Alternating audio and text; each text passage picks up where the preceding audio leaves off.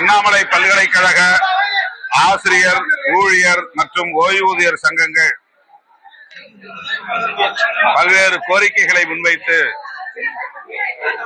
தொடர் போராட்டங்களில் ஈடுபட்டு வந்தனர். அவர்கள் முன்வைத்துள்ள கோரிக்கைகள் அனைத்தும் ஜனநாயகபூர்வமான நியாயமான கோரிக்கைகளாகும்.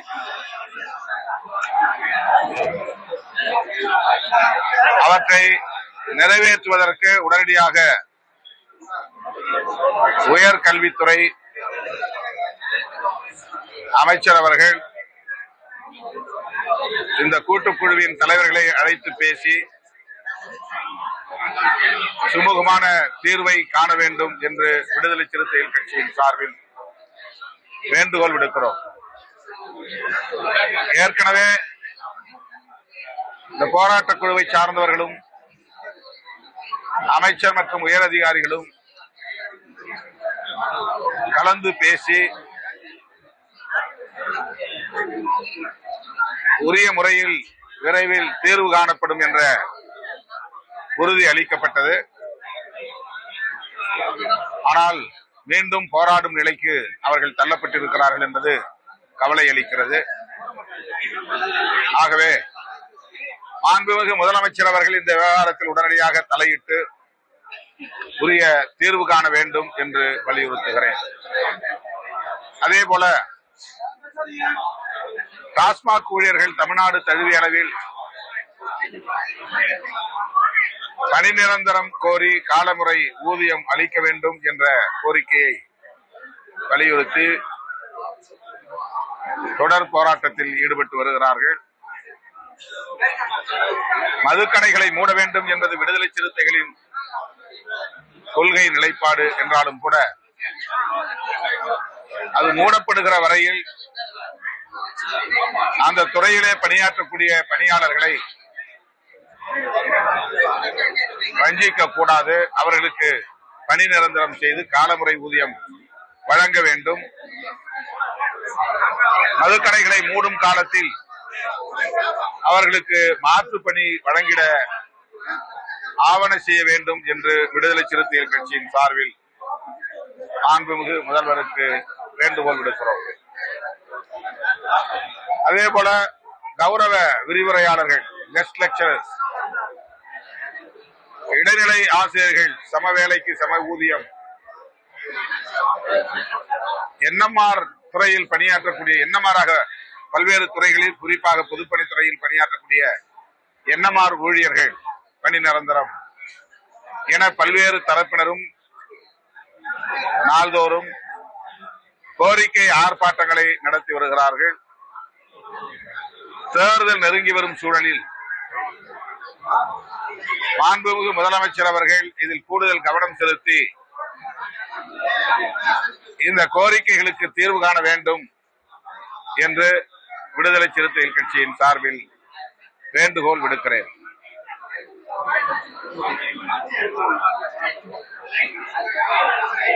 மாண்புமிகு முதல்வர் அவர்கள் கலைஞர் மகளிர் உரிமை தொகை 3 மாத காலத்திற்கு 3000 ரூபாய் முன்பணமாகவும், மே மாதத்திற்கு கோடைகால சிறப்பு தொகையாக 2000 சேர்த்து 5000 ரூபாய் 1,31,00,000 பேருக்கு வங்கி கணக்கில் செலுத்தி இருக்கிறார்.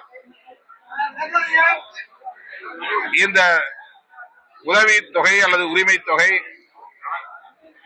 தேர்தல் காலத்தில் வழங்கக்கூடாது என்று சங் பரிவார் கும்பல் உச்சநீதிமன்றத்தை அணுகியிருக்கிற வேளையில் அவர்களின் சதியை முறியடிக்கக்கூடிய வகையில் மாண்புமிகு முதல்வர் அவர்கள் மேற்கொண்டிருக்கிற இந்த நடவடிக்கை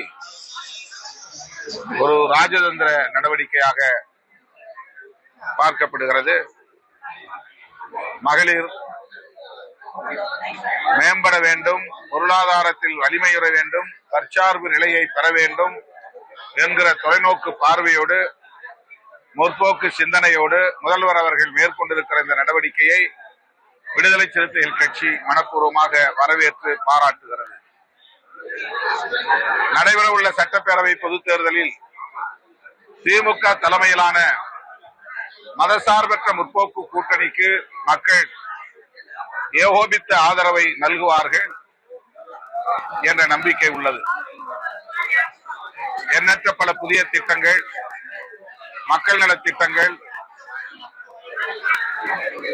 திராவிட முன்னேற்ற கழகத்தின் தலைமையிலான அரசு அறிமுகப்படுத்தி அவற்றை வெற்றிகரமாக நடைமுறைப்படுத்தி வருகிறது.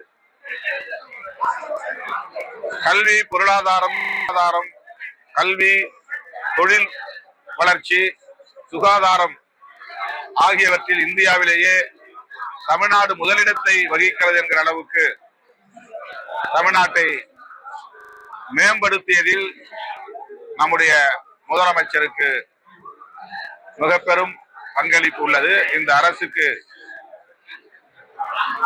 அறிவார்ந்த தளத்தில் உள்ள அனைவரும் வெகுவான பாராட்டுகளை தெரிவித்து வருகிறார்கள். எனவே இந்த அரசு தொடர வேண்டும் என்று தமிழ்நாட்டு மக்கள் பேராதரவு நல்குவார்கள் என்று பெரிதும் நம்புகிறோம். மதசார்பற்ற முற்போக்கு கூட்டணி தான் ஒரு தேர்தல் கூட்டணியாக கட்டுக்கோப்பாக 2017 இருந்து தொடர்ந்து இயங்கி வருகிறது. அதிமுக தலைமையிலான கூட்டணி பல்வேறு கட்சிகளாக சிதறி அவற்றை ஒன்று சேர்ப்பதற்கே அவர்கள் போராடும் நிலை உருவாகி இருக்கிறது. இன்னும் அதிமுக தலைமையிலான கூட்டணி ஒரு கூட்டணியாகவே வடிவம் பெறவில்லை என்பதுதான் யதார்த்தமான உண்மை. இந்நிலையில் திமுக தலைமையிலான மதசார்பற்ற முற்போக்கு கூட்டணியை எதிர்ப்பதற்கு தகுதியான ஒரு கூட்டணி இன்னும் அமையவில்லை என்பதுதான் யதார்த்தமான உண்மை. எனவே இந்த தேர்தலில் மீண்டும் தமிழ்நாட்டு மக்கள் எங்கள் கூட்டணிக்கே பேராதரவு நல்குவார்கள், நல்க வேண்டும் என்று விடுதலை சிறுத்தைகள் கட்சி வேண்டுகோள் விடுக்கிறது.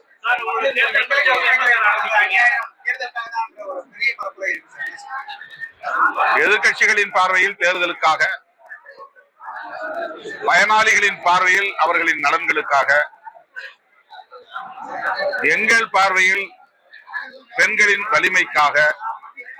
ஆகவே எதிர்கட்சிகள் என்ன வேண்டுமானாலும் வழக்கம் போல் சொல்வதை சொல்லிக் கொண்டிருப்பார்கள், சொல்லட்டும்.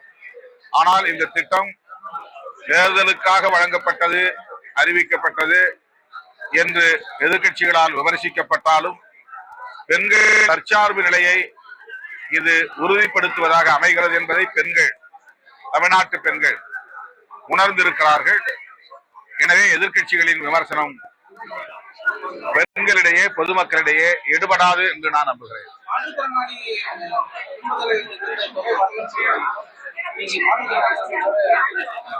மாற்றுத்திறனாளிகளுக்குரிய தொகை, மகளிர் தொகையா, மகளிருக்கான உரிமை தொகை மாற்றுத்திறனாளிகளை சார்ந்த மகளிருக்கு போய் சேரவில்லை என்கிற குறை இருப்பதாக தெரிய வருகிறது. இதனை அரசின் கவனத்திற்கு எடுத்துச் செல்வோம். இதை கூடுதல் கவனம் செலுத்தி அவர்களுக்கும் சேரக்கூடிய வகையில் அரசு அணுக வேண்டும், அவர்களுக்கு நல்ல நீதியை வழங்க வேண்டும் என்று கேட்டுக்கொள்கிறேன்.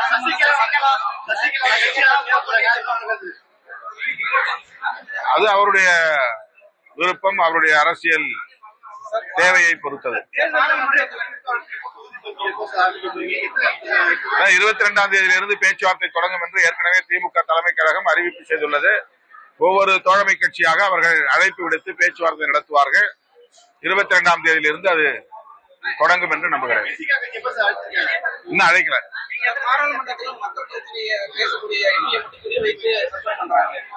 எப்படி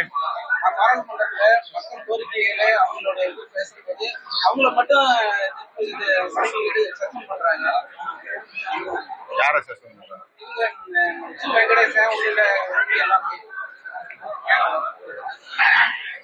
அந்த இடைநீக்கத்தை நாங்கள் வன்மையாக கண்டிக்கிறோம். இடைநீக்கத்தை திரும்ப பெற வேண்டும் என்று எல்லா கட்சிகளும் வலியுறுத்தினோம். ஆனாலும் மக்களவைத் தலைவர் அதற்கு உடன்படவில்லை. எதிர்க்கட்சிகளை இதுபோல இடைநீக்கம் செய்வது அல்லது பேச விடாமல் தடுப்பது, எதிர்க்கட்சி தலைவரையே பேச விடாமல் தடுப்பது போன்ற ஜனநாயக விரோத நடவடிக்கைகளில் பாஜக அரசு தொடர்ந்து ஈடுபட்டு வருகிறது. அதனால் மக்களவை தலைவரின் மீது நம்பிக்கையில்லா தீர்மானம் கொண்டு வருவதற்கு 100க்கும் மேற்பட்ட நாடாளுமன்ற உறுப்பினர்கள் கையொப்பமிட்டு அவையின் பொதுச் செயலாளர் செக்ரட்டரி ஜெனரல் அவரிடத்திலே கோரிக்கை மனு வழங்கியிருக்கிறோம். அடுத்த மார்ச் 9ஆம் தேதி பாராளுமன்றம் கூடும்போது அது தொடர்பான அறிவிப்பு வெளிவரும் என்று நம்புகிறேன்.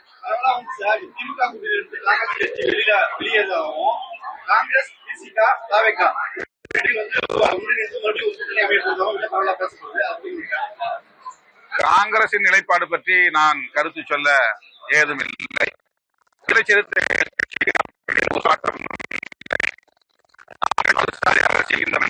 வலுப்பெற்றுவிடக் கூடாது என்ற ஒற்றை நிலைப்பாட்டில் உறுதியாக இருக்கிறோம். எங்களுக்கு இடையிலே, இந்த கூட்டணியில் உள்ள கட்சிகளுக்கு இடையிலே இடைவெளிகள் இருந்தாலும், முரண்பாடுகள் இருந்தாலும் பேச்சுவார்த்தை என்று விடுதலை சிறுத்தைகள் கட்சி நம்புகிறது. இதற்காக இந்த கூட்டணியின் நலன்கள் பாதிக்கப்படும் வகையில் எந்த முடிவையும் விடுதலை சிறுத்தைகள் கட்சி எடுக்காது. அது பேச்சுவார்த்தையில் முடிவு செய்யப்படும்.